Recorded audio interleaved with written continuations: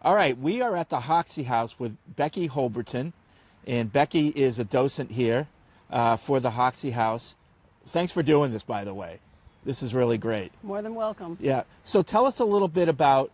Let's walk inside and tell us a little bit about the origins of the Hoxie House, when it was built, and who it was built for. A is what we would call a salt box, and it gets its name, of course, from the boxes of salt that were put on board ships, and they had a slanted top which prevented rain and waves and stuff from getting the salt wet. So they had that slanted top to them. And everybody had boxes of salt in their houses at that time for food preservation and that sort of thing. And so this house began, as Cummings says in his Bible of first period house construction, began as a house that we would recognize as sort of having an equidistant roof line, dropping down, you get the family under cover. And then over the next couple of years, you widen it, lengthen it, and then eventually add the lean-to. So very few people went out and built a salt box right away looking like a salt box house. It was over time? Over time, and we know pretty much when this came about as looking the way it does today. Oh, so this wasn't the initial design structure? We don't know of what they had in their head, but they didn't just go and built it right away. In 1675, there was the main part of this house. And then in 1694, when Reverend John's son Thomas was living here, he asked the town the permission to expand his house westward.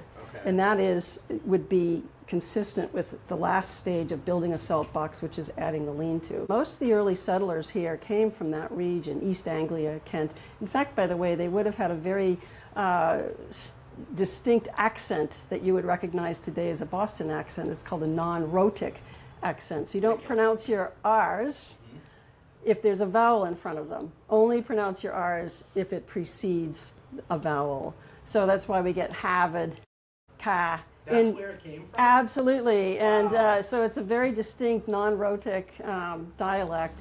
And John Smith and most other people in the town here would have spoken like that. They're the original Boston accent people? And so, we see over here a little cradle for a baby. And look at the length of that cradle.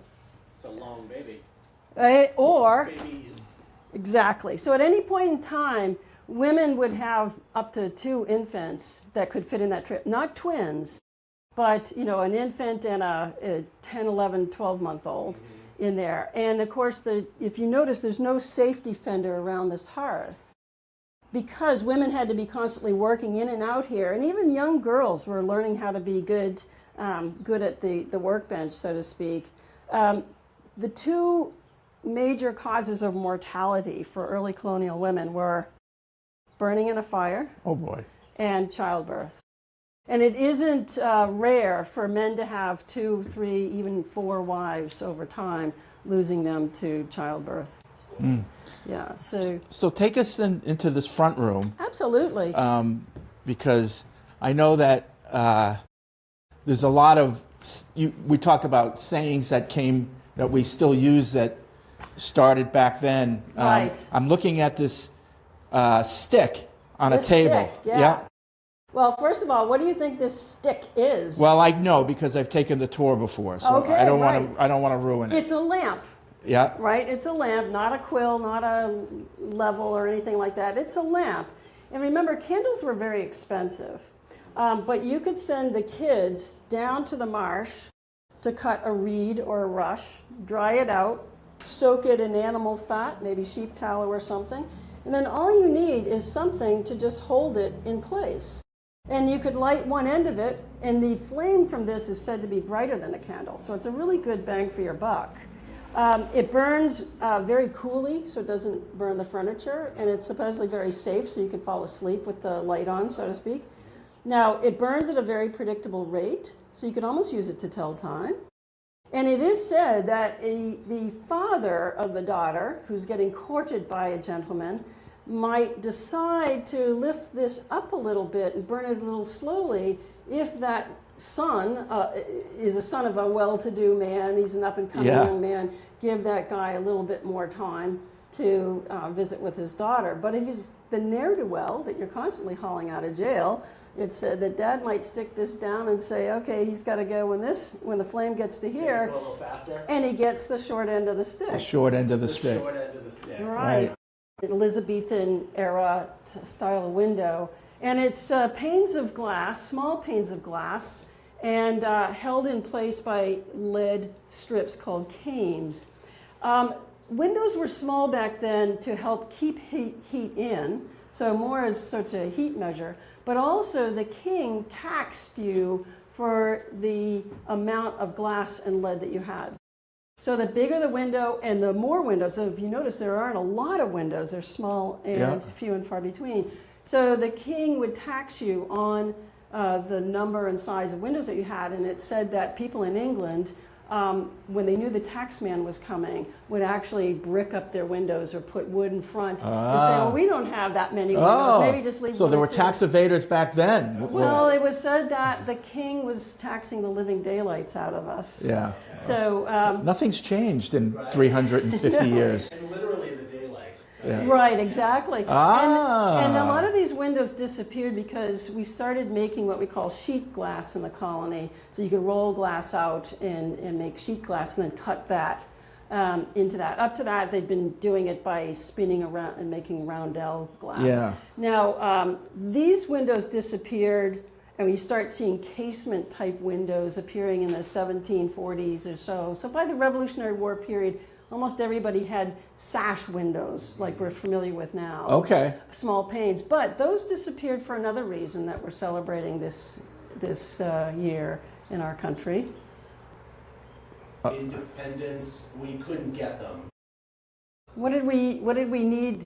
Lead. Lead, right, to use to make for musket musket balls. balls. Oh, yeah. So almost anything that had lead was Repurposed. destroyed. So you would be fined, jailed if you were seen cutting these. They're used here because of the connection of building a good house for Reverend John Smith, brother-in-law of the governor. He ranked. Right. Yeah. So if you had a tree like this growing on your property, as I said, you couldn't cut it. However, if it fell down naturally, let's say a windstorm, you could harvest that wood, and it said that you therefore had a windfall in materials. There you go. Yeah, so, Yeah. right. But there was a revolt that people don't, they've forgotten about it, but in New Hampshire in about 1750, there was what they called the Pine Tree Revolt. And that's when the locals there revolted against the fact that they were restricted from cutting down trees on their own property, whether they were marked or not.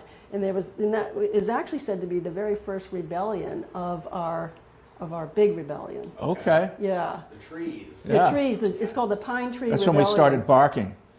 Exactly, Yeah. exactly, exactly. So, yeah. That's cool.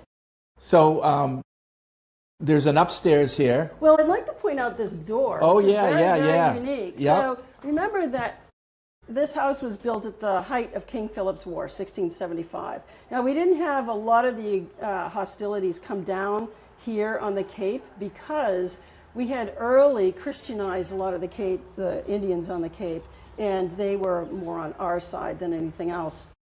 However, there would still be a door like this on this house. Yeah. And that this door does date to this period. Yep. It's not original to this house. But it's got a unique design. So the external panels go vertical, and the inside panels go horizontal. Yeah. And they're held together by heavy iron nails, door nails. And I heard that was a sign of wealth as well, right? Absolutely. So the more nails you had also meant that you really had good materials, solid. And this style is called a tomahawk door. Because if you were to attack this with a tomahawk, your blade might get into the wood going in one direction, but not in both directions. So it said when you nailed in one of these iron door nails and you bent over the end of it, that's called a dead nail. So if something's done working, you say it's dead as a Doornail. There you go. Wow. Yeah. Hits keep coming.